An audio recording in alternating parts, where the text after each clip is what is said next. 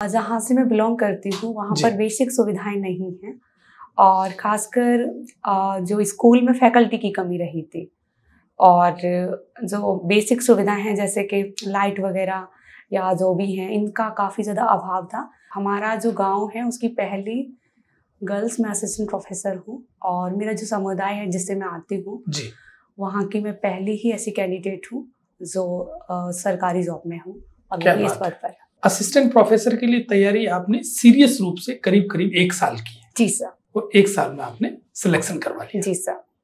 क्या स्ट्रेटेजी अपनाई आपने? सर मेरा जो मॉक इंटरव्यू था वो ज़्यादातर हॉबीज, IR और इंडियन कॉन्स्टिट्यूशन बेस्ड था, जो पूरी तरीके से एक ओपिनियन बेस्ड रहा था मेरा।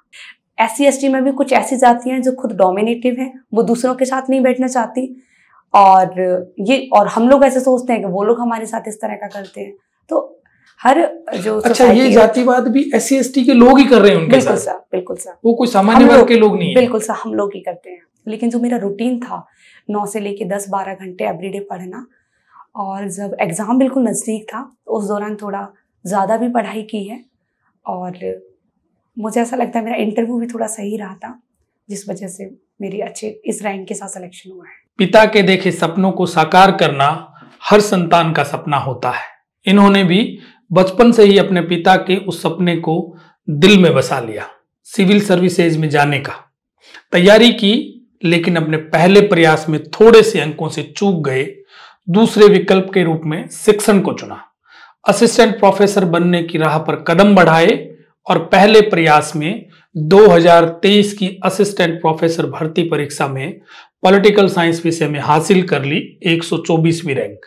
आज हमारे साथ चर्चा के लिए उपस्थित है राजस्थान के धौलपुर जिले के छोटे से गांव हासई से आने वाली Sanjana सैमल।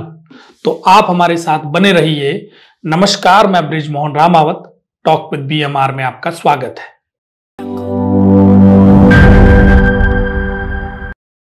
Sanjana, talk with BMR में आपका बहुत बहुत स्वागत। Thank you sir. आपको बधाई, शुभकामनाएं। Thank you very much. Political science से आप असिस्टेंट प्रोफेसर बन गए। जी सर। रैंक क्या आई आपकी? 124। ये अटेम्प्ट कौन सा है? पहला अटेम्प्ट है? जी सर। क्या बात है। ग्रेजुएशन कब हुई आपकी? सर मेरी ग्रेजुएशन 2020 में हुई है जी, महारानी कॉलेज जयपुर से। उसके बाद मैंने department of political science Rajasthan university से रेगुलर मास्टर्स किया है 2022 में 75% के साथ। और उसी दौरान ही मैं RAS के लिए प्रिपेयर कर रही थी। मैंने 2021 वाला जो RAS का अटेम्प्ट है वो उसको प्रॉपर सीरियस तरीके से दिया था, 1.5-2 महीने प्रिपरेशन करके। बट उसमें मेरा कुछ मार्जिन से ही मेरा प्रीलिम्स क्वालिफाई नहीं हुआ। तो फिर उसके बाद मैंने कंटिन्यू RAS का ही प्रिपेयर किया, पूरा मेंस और प्रीलिम्स को फोकस करते हुए। लेकिन वैकेंसी नहीं आ रही थी और 2023 तक मैं लगातार उसमें लगी हुई हूँ, लेकिन वैकेंसी का कोई अता पता नहीं है। तो इसी दौरान मैंने सोचा क्यों ना मुझे ये असिस्टेंट प्रोफेसर वाला एग्ज़ाम है वो दे देना चाहिए, क्योंकि मैंने स्टेट एलिजिबिलिटी टेस्ट दिया था जो मेरी बिना प्रिपरेशन के और 184 नंबरों के साथ क्वालिफाई हुआ था। तो मुझे ऐसा लगा था कि जब मैं बिना पढ़ के ही अच्छे मार्जिन से कर सकती हूँ तो डेफिनेटली मुझे एक अटेम्प्ट ये असिस्टेंट प्रोफेसर का है वो सीरियस तरीके से देना चाहिए। और यहीं से मेरी जो जर्नी है वो जून 2023 से स्टार्ट हुई और फाइनली आज मैं यहाँ हूँ। नेट कब हुआ आपका? नेट हुआ था मेरा दिसंबर 2023 वाला मैंने दिया था। इससे पहले मैं नेट वगैरह के लिए, क्योंकि मेरा मन नहीं था और मुझे जाना भी नहीं था इस फील्ड में। सुबह से ही ये बना रखा था कि मुझे RAS ही करना है और इसी दिशा में मैंने प्रॉपर तरीके से पढ़ाई भी की थी। लेकिन थोड़ा माहौल ऐसा था और मुझे अपनी ज़िंदगी में स्टेबिलिटी चाहिए थी और इस वजह से मैंने नेट भी पहली बार क्लियर कर लिया? नेट मेरा सेकंड अटेम्प्ट में हुआ था। बट नेट को जैसे सेट मेरा जब क्वालिफाई हुआ था तो उसी दौरान मैंने नेट का फॉर्म भी अप्लाई किया, लेकिन पहले अटेम्प्ट में तो नहीं हुआ। लेकिन पढ़ाई नहीं की थी तो होता कहाँ से। फिर जब असिस्टेंट प्रोफेसर के लिए मैं प्रिपेयर कर रही थी तो उसके बाद मेरा नेट आराम से 2-3 बार हो गया अब तक। अच्छा, आपकी पढ़ाई कंटिन्यू रही या बीच में गैप रहा? नहीं सर, कंटिन्यू रही है। 2022 तक कंटिन्यू रही? जी सर। उसके बाद आप RAS की तैयारी में लग गए? जी सर। स्कूलिंग कहाँ हुई आपकी? सर मेरा जो गांव है हासई गांव, वहाँ के ही सरकारी विद्यालय से ही मैंने अपने। कौन सा गांव आपका? हासई गांव, बाड़ी में हासई गांव है मेरा। धौलपुर जिला धौलपुर पड़ता है। जिले में, हाँ सर। तो वहाँ से ही मेरी स्कूलिंग हुई है, सरकारी विद्यालय से। और उसके बाद मैं 2017 में हुई थी मेरी स्कूलिंग जी। फिर 2020 में मैंने महारानी कॉलेज से ग्रेजुएशन किया, इंग्लिश लिटरेचर, पॉलिटिकल साइंस और हिस्ट्री जैसे विषयों में। उसके बाद मेरा वहीं से ही रुझान थोड़ा सा सब्जेक्ट को लेकर के था कि ये हो सकता है यूपीएससी देना हो और ऑप्शनल के लिए पॉलिटिकल साइंस को प्रिपेयर करना हो, बट कभी नहीं सोचा था कि असिस्टेंट प्रोफेसर भी देना मैं दूंगी। अच्छा, 10th में स्कोर क्या था आपका? मेरा 71%। फिर सब्जेक्ट आपने ह्यूमैनिटी ली? जी सर। और 12th में क्या था स्कोर? 86%।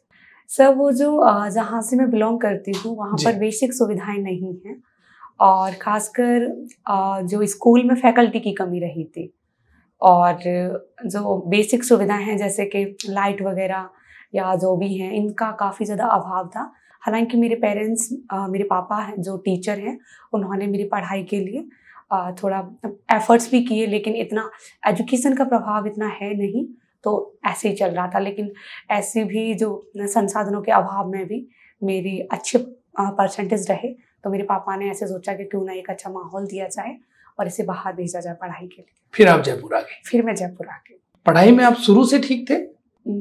घर वाले ऐसे बोलते हैं कि मैं पढ़ाई में शुरुआत से ही अच्छी रही हूँ, लेकिन मुझे ऐसा लगता है कि मैं एक एवरेज स्टूडेंट हूँ, जो सिर्फ मेहनत करते करते, हार्डवर्क करते करते मैंने अपना जो स्कोर है उसको अच्छा किया है।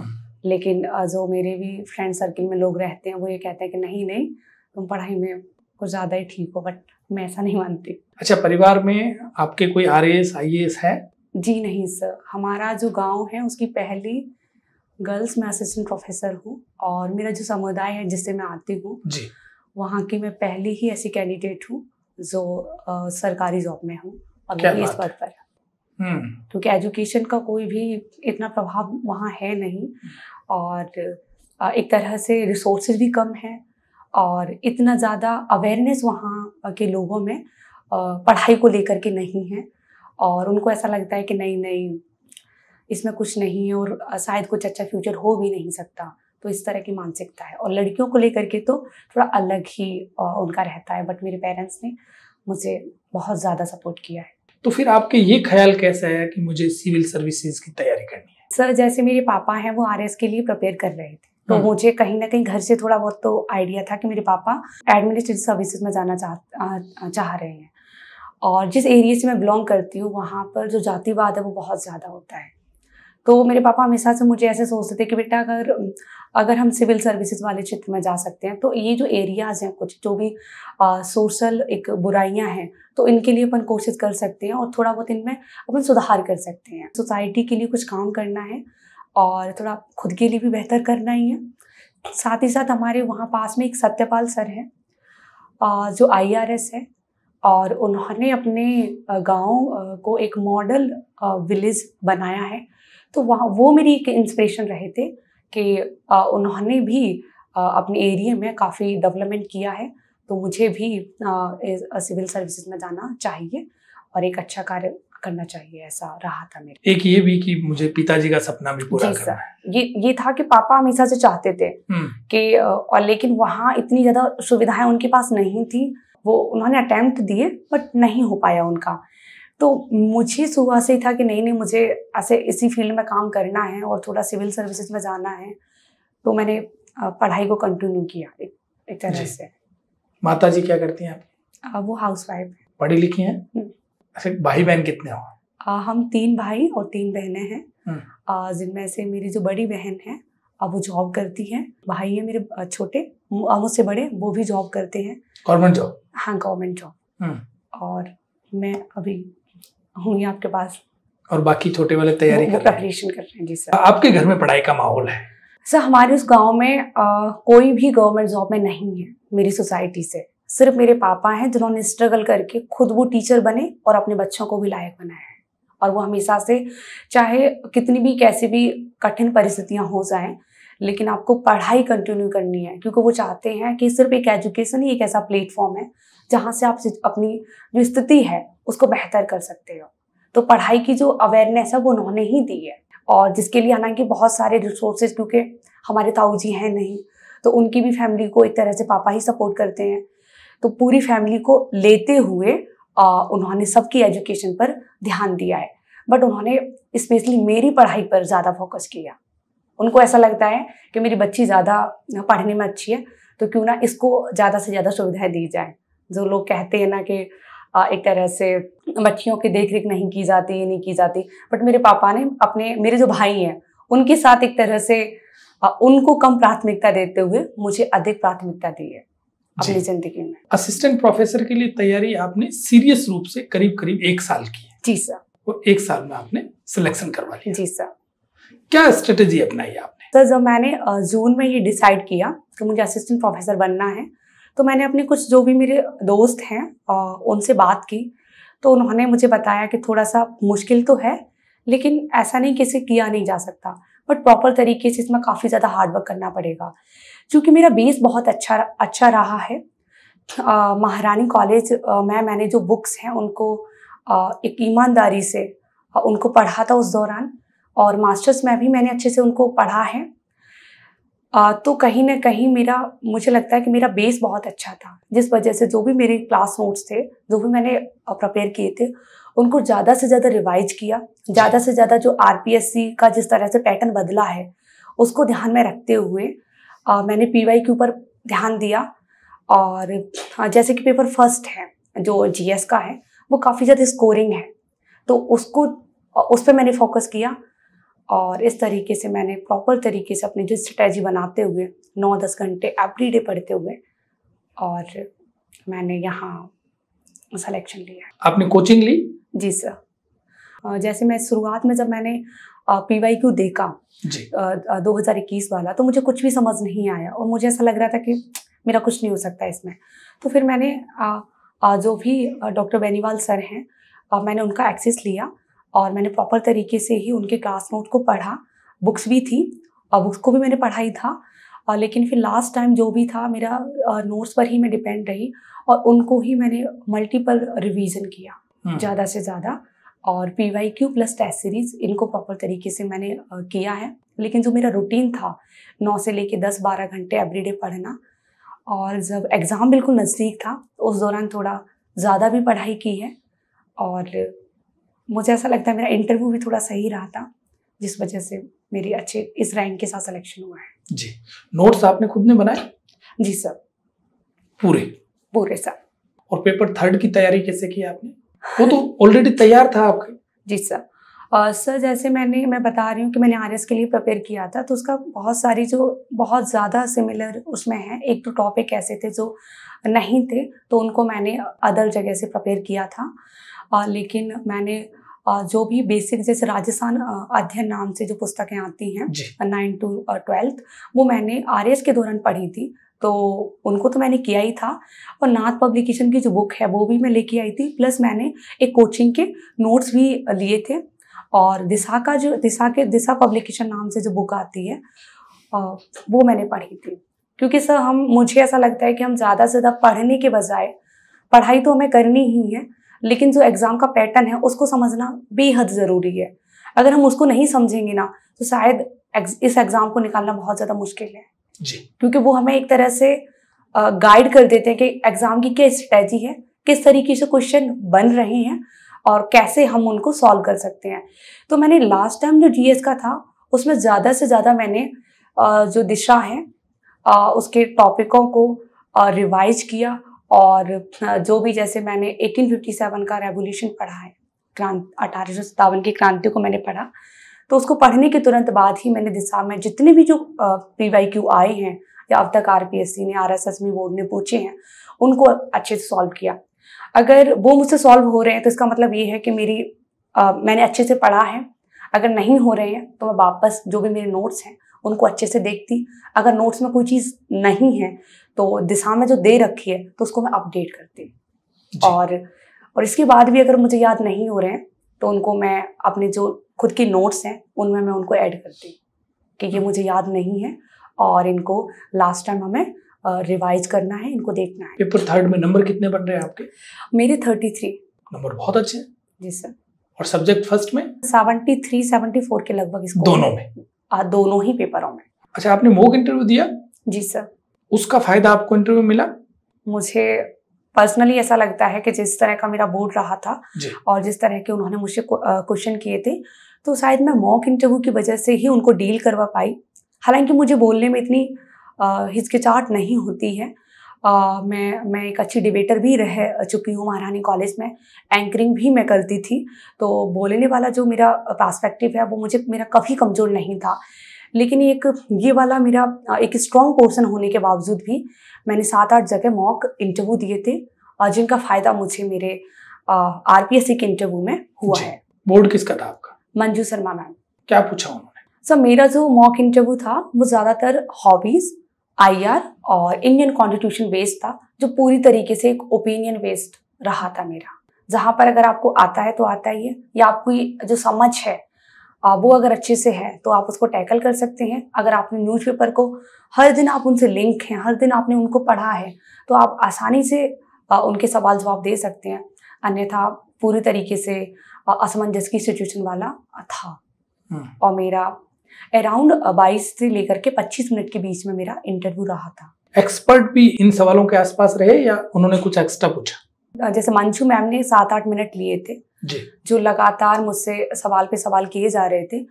जैसे हॉबी से रिगार्डिंग मेरी वीकनेसेस क्या हैं, मेरे स्ट्रॉन्ग पोर्शन क्या हैं, सकल घरेलू व्यवहार कैसा है, क्या है, SDG इंडेक्स कैसा है। इसके अलावा जैसे मैंने एक ही हॉबी प्रिपेयर की थी, लेकिन अचानक से उन्होंने मुझे ऐसे पूछा कि आप डांस के अलावा क्या करती हो। तो मुझे कुछ समझ नहीं आया कि मैं क्या करती हूँ, और मैंने अचानक से उनको बोल दिया कि मैं गीत गाती हूँ, गीत मैं सुनना पसंद करती हूँ। तो उन्होंने बोला कि कौन से गीत सुनना पसंद करती हैं, तो मैंने भक्ति गीत के लिए बोला, जो मेरा बिल्कुल भी कुछ ऐसे प्रिपेयर नहीं था। फिर यहाँ से उन्होंने 3-4 क्वेश्चन पूछे, जो मेरे लिए थोड़ा सा मुझे लगा कि यार गीत और ड्रैगन को कैसे आप रिलेट करते हो, और गीत हैं वो इंटरनेशनल पॉलिटिक्स को किस तरीके से इम्पैक्ट करते हैं, और ऐसे कौन से गीत हैं जो हिंदी गीत जो किसी दूसरे देश में गाए जाते हैं। तो इनके लिए मैंने थोड़ा सा, और मैंने लास्ट वाले क्वेश्चन के लिए मैंने मैम से परमिशन ली कि क्या मैं गैस कर सकती हूँ, तो उन्होंने मुझे इजाज़त दी।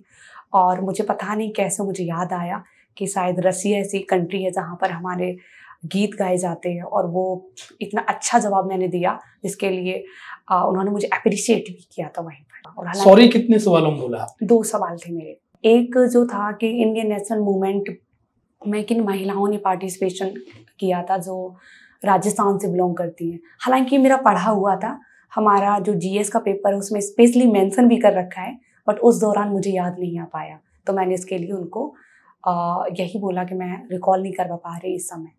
बस ये वाला था। और एक इंडो पैसिफिक जो क्षेत्र है वो किस तरह से यूरोप को प्रभावित करता है, तो ये वाला जो पोर्शन था मेरा थोड़ा सा वीक था, इसके लिए मैंने उनको ये बोला कि मेरी इस विषय पर जानकारी नहीं है, क्योंकि मैं नहीं चाह रही कि कोई दूसरा सवाल वो मुझसे इसी एरिया से करे। बिल्कुल, क्योंकि उन्होंने मुझे पहले बोला कि आप इंडो पैसिफिक के बारे में जानती हैं। मैंने कहा जी सर। तो उन्होंने बोला आप इसके बारे में बता ही दीजिए, तो मैंने उसका आंसर दिया। फिर उन्होंने इंडो पैसिफिक से रिगार्डिंग दूसरा क्वेश्चन किया, उसके बाद उसका इम्पैक्ट पूछा। तो मुझे लगा कि कहीं ना कहीं IR पे जा रहे हैं और इसी क्षेत्र से रिगार्डिंग पूछ रहे हैं, जो मेरा इतना मजबूत नहीं है। तो मेरा यही था कि मुझे इस बारे में कोई जानकारी नहीं है जी। फिर उसके बाद उन्होंने सब्जेक्ट चेंज करते हुए उन्होंने अदर सवाल मुझसे किए। बोर्ड वर्क करवाया? जी सर। किस टॉपिक पे बात हुई? सर क्योंकि जितने भी जो लास्ट क्वेश्चन उन्होंने मुझसे पूछे थे उनका मैं अच्छे से जवाब देती जा रही थी। तो मैम ने मुझे बोला था कि आपने कुछ प्रिपेयर किया है पढ़ाने के लिए, तो मैंने कहा जी सर, जी मैम। तो मैंने उसके लिए 3-4 टॉपिक उनको बताए, तो उन्होंने बोला जो भी आपको पसंद है आप वो पढ़ा दीजिए। और मैंने पावर नाम के टॉपिक को पढ़ाया था, और जो मुश्किल से 2 या 3 मिनट का था मेरा, उसके बाद उन्होंने मुझे जाने के लिए बोल दिया। इससे पहले कभी आपने पढ़ाया? नहीं सर। ये बोर्ड वर्क पहली बार किया? जी सर, बोर्ड वर्क मेरा पहली बार था, लेकिन मॉक इंटरव्यू जो मैंने दिए थे वहाँ मैंने प्रैक्टिस की थी। इसके अलावा मैंने घर पर भी प्रैक्टिस की थी काफ़ी ज़्यादा, तो जिस वजह से मेरा बोर्ड वर्क मुझे काफ़ी अच्छा लगा, और मेरी खुद की पढ़ाने की जो शैली थी वो भी मुझे खुद को थोड़ी सटीक लगी। एक बच्चा है जो पॉलिटिकल साइंस का है। जी सर। और उसको भी पहले अटेम्प्ट में असिस्टेंट प्रोफेसर बनना है, और वो चाहता है कि आपने जो पढ़ा है जी सर जिन जिन बुक को आपने प्रेफरेंस दी है वो सारी आप बता दो। देखिए, किसी भी स्टूडेंट को जो भी इस एग्जाम में आना चाहते हैं तो पहले उनका बेस अच्छा होना चाहिए, क्योंकि जैसे मैंने किया कि विद इन 1 ईयर के अंदर मैंने पेपर दिया, लेकिन मेरा बेस बहुत अच्छा था। तो जैसे आपको जो संविधान है, भारत का संविधान, उसके लिए आपको एम लक्ष्मीकांत पढ़नी चाहिए। बेयर एक्ट भी आप उसके लिए यूज करें। तुलनात्मक राजनीति के लिए जो ओपी गाबा की पुस्तक है, वो मैंने कुछ टॉपिक उससे मैंने प्रिपेयर किए थे, पढ़े थे, वो आपको पढ़नी चाहिए। और तुलनात्मक राजनीति के लिए जो सीवी गैना की पुस्तक है वो हमें पढ़नी ही है। और आईआर के लिए महेंद्र कुमार नंदलाल की जो पुस्तक है वो आती है, उसको आप पढ़ें। अगर वो आपको नहीं समझ आ रही है तो डॉक्टर BL फड़िया नाम की जो पुस्तक है वो एक तरह से आपकी समझ विकसित कर सकती है और आपको पढ़ने में इतनी ज़्यादा प्रॉब्लम नहीं होगी। तो ये कुछ पुस्तकें हैं। और जो इंडियन विचारक हैं, इंडियन थिंकर, उसके लिए जैसे मैंने तो श्रीराम वर्मा ही पढ़ी थी, लेकिन जो मधुकर श्याम चतुर्वेदी है वो पढ़नी चाहिए। और वेस्टर्न के लिए जो PD शर्मा है, प्रभुदत्त शर्मा नाम से पुस्तक आती है, वो पढ़नी चाहिए किसी भी स्टूडेंट को जो इस एग्जाम में अपीयर होना चाहते हैं, जिससे कि हमारा एक आधार बन जाता है, बेस बन जाता है।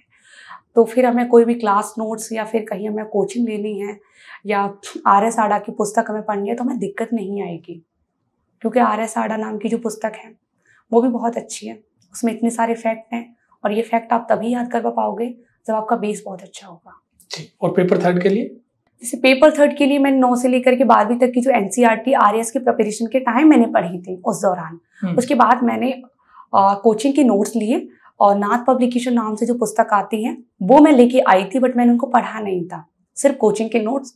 और दिशा पब्लिकेशन के जो MCQ हैं वो मैंने इतनी बार रिवाइज किए थे, जिसकी वजह से मेरा पेपर थर्ड में अच्छा स्कोर हो गया। बट मुझे उस दौरान पता नहीं था कि नेगेटिव मार्किंग 1/3 है या 2/3 है, तो मैंने क्वेश्चन बहुत कम अटेंड किए थे। क्योंकि पहली बार दे रही थी, मुझे कोई भी आइडिया नहीं है, नेट मेरा उस दौरान हुआ नहीं था, जानकार नहीं थे, मेरे दोस्त नहीं थे जो मुझे एक तरह से प्रॉपर तरीके से बता सकें।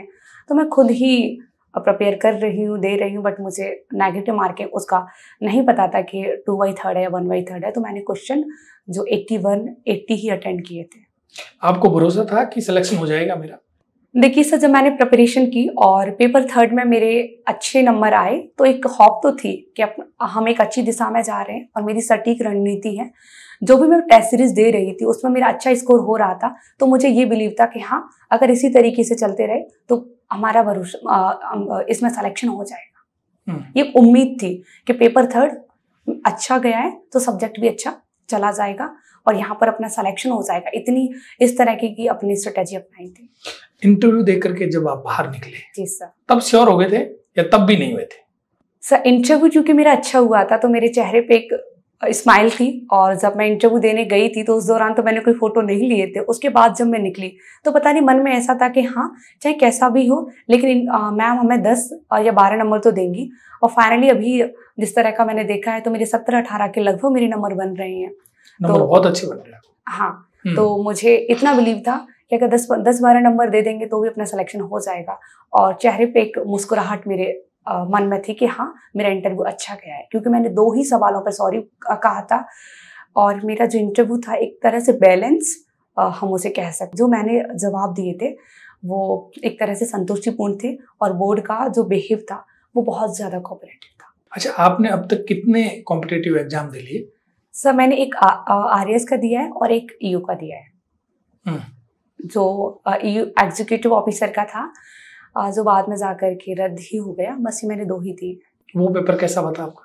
वो मेरा सही हुआ था पेपर। RS का जब आप पढ़ते हो तो उसमें जो GS है वो तो सेम ही है, जो उसका जो पार्ट V है वो आपको पढ़ना होता है। बट वो मेरा पेपर जिस तरह का था वो इतना अच्छा नहीं हुआ था, तो मुझे पहले से ही श्योर थी कि सिलेक्शन तो यहाँ होने वाला नहीं है। तो इससे चाहिए है कि अपन कुछ दूसरा ऑप्शन चूज करते हैं। तो RS का तो चल ही रहा था, लेकिन RS की वैकेंसी नहीं आ रही थी, तो मैंने सोचा चलो अपन असिस्टेंट प्रोफेसर के लिए प्रिपेयर करते हैं। RS में तो अनसर्टेनिटी है। जी सर, जी सर। UPSC में तो हर साल आती है, आपका मन नहीं हुआ कि मैं UPSC की तैयारी करूं? बिल्कुल हुआ था सर, लेकिन वो भी एक अनसर्टेनिटी रहता ही है कि पता नहीं हो या नहीं हो। और मुझे एक स्टेबिलिटी अपनी जिंदगी में चाहिए थी, जो मुझे उस दौरान लगा कि ये जो असिस्टेंट प्रोफेसर है वो मुझे दे सकता है। तो क्यों ना मुझे यही देना चाहिए। और चूँकि मेरा सेट हो चुका था और मेरा जो सब्जेक्ट है वो मेरा अच्छा है, मतलब मुझे ऐसा लगता है कि वो मेरा बहुत अच्छा रहा था, तो मुझे इतना पढ़ने में इतनी प्रॉब्लम नहीं आई। तो मैं ये कह सकता हूँ कि असिस्टेंट प्रोफेसर यात्रा की शुरुआत है। जी सर। ये फाइनल गोल नहीं था। हाँ, ये कभी मैंने बिल्कुल भी नहीं सोचा था कि मुझे असिस्टेंट प्रोफेसर बनना है या मैं बन जाऊंगी, ऐसा कुछ भी नहीं था। जस्ट रैंडमली मैंने डिसीजन लिया कि नहीं, अपन को ये करना है। और फिर हमें दूसरी की तरफ, चाहे आरएएस कभी भी आए कभी भी नहीं आए, इससे बिल्कुल भी फर्क नहीं पड़ता। मुझे सिर्फ जो मेरा गोल है मुझे उसकी तरफ ध्यान देना है। आरएएस को बिल्कुल स्किप किया, उसकी जितनी भी बुक्स हैं, सारी चीज़ें थी, उनको एक जगह पैक करके रखा। फिर असिस्टेंट प्रोफेसर का जो भी है उसका पूरा टारगेट ऐसे डिसाइड करके कि आज इतने घंटे पढ़ना है, ये यूनिट हमें कवर करनी है, उसी को ही रखा मैंने। अब वो किताबें वापस खोली कि नहीं खोली आरएएस की? जी। अभी मैं यूपीएससी के लिए सोच रही हूँ। क्या बात है, अग्रिम शुभकामनाएं आपको। Thank you sir. जॉब का अब किसी तरह का कोई प्रेशर नहीं है मुझ अब पर, कुछ और बड़ा तो अब थोड़ा सा कुछ अच्छा किया जाए। आपने कहा कि मेरे सोसाइटी में जी सर। पढ़ाई का माहौल नहीं है। जी सर। और बच्चियां तो बिल्कुल भी नहीं पढ़ती जी सर। और पेरेंट्स पढ़ाते भी नहीं। जी सर। तो आप ऐसे पेरेंट्स को क्या मैसेज देंगे? मेरा उन सभी के लिए ये संदेश है कि आप अपने बच्चों को ज़्यादा से ज़्यादा पढ़ाएं, क्योंकि पढ़ाई एक ऐसा माध्यम है जहाँ से आप अपनी स्थिति को बेहतर कर सकते हैं। अपने बच्चों को आप सेल्फ डिपेंड बना सकते हैं। जो भी आपके मिथिक हैं कि शादी करके या फिर अन्य किसी गतिविधि में हम उन्हें पार्टिसिपेशन दे करके उनकी स्थिति को हम अच्छा कर सकते हैं, तो ये नहीं है। क्योंकि आज सारी सिचुएशन बदलती हुई नज़र आ रही है, तो आप ज़्यादा से ज़्यादा उन्हें पढ़ाई के लिए प्रेरित करें और आप स्वयं अपनी जिम्मेदारी को अच्छे से निभाते हुए ये विवाह वगैरह इनमें उनको नहीं बांधे, जिससे कि उनकी स्थिति समय से अच्छी हो पहले। जाए। हाँ, एक समय के बाद ठीक है। बिल्कुल सर। मैं खुद ये मानती हूँ कि अगर 23-24 ईयर में अगर आप शादी करते हैं तो इस दौरान बच्चे खुद एडल्ट हो जाते हैं, उन्हें क्या करना है क्या नहीं करना है वो अच्छे से उनको समझ होती है। बच्चे आप 18 साल में या फिर बहुत ही कम आयु में शादी कर देते हैं, जिसका जो प्रभाव है वो दीर्घकालीन समय तक देखने को मिलता है। उसका रिजल्ट अच्छा नहीं आता। जैसा मेरे पेरेंट्स ने मुझे एक मौका दिया, आज मैं यहाँ पर हूँ, तो दूसरे के भी जो माता पिता हैं वो भी अपने बच्चों को एक तरह से एक अवसर दें, जिससे कि वो अपनी स्थिति को अच्छा कर सके और आपका भी जो नाम है वो रोशन कर सके। आपका कोई कोटेबल कोट है? जब भी मेरे मन में निराशा आती थी तो मैं जो स्वामी विवेकानंद है उनका जो कोट है कि उठो और जागो और तब तक चलते रहो जब तक कि आपको आपकी मंजिल नहीं मिल जाए, ये जो कोट है मुझे बहुत ज़्यादा प्रभावित करता था। जब भी मेरा मन किसी दूसरी चीज़ के लिए डाइवर्ट होता तो मुझे हमेशा से यही रहता कि नहीं, अपन को कंटिन्यू मेहनत करनी है, कंटिन्यू हमें पढ़ाई करनी है। और चूँकि अपना जो गोल है वो बहुत ज़्यादा नज़दीक है, अगर हम हार्डवर्क करते रहेंगे, अच्छे से पढ़ाई करेंगे तो जल्दी से जल्दी हम अपनी ज़िंदगी को अच्छा कर सकते हैं। तो विवेकानंद जी और डॉक्टर BR अम्बेडकर जी ये मेरे लिए एक आदर्श रहे हैं, जिन्होंने हमेशा ही जब भी मेरे मन में निराशा का भाव आया है तो मैं जब उनको पढ़ करके मुझे एक बहुत ज़्यादा अच्छा लगा और हमेशा पढ़ाई के लिए मैं कंटिन्यू करती रही हूँ। जी। आप निराश कब कब होते थे? एग्ज़ाम से पहले का जो समय था वो बहुत ज़्यादा मेरा ऐसा ही गया।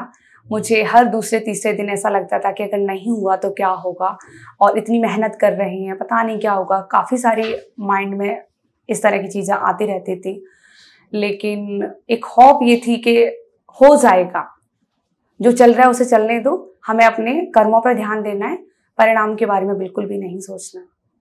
ये मेरे मन में रहता था बस। अच्छा, आप अभी वैसे देखा जाए तो एक टीचर बनी है, असिस्टेंट प्रोफेसर। जी सर। आपका काम पढ़ाने का है। जी सर।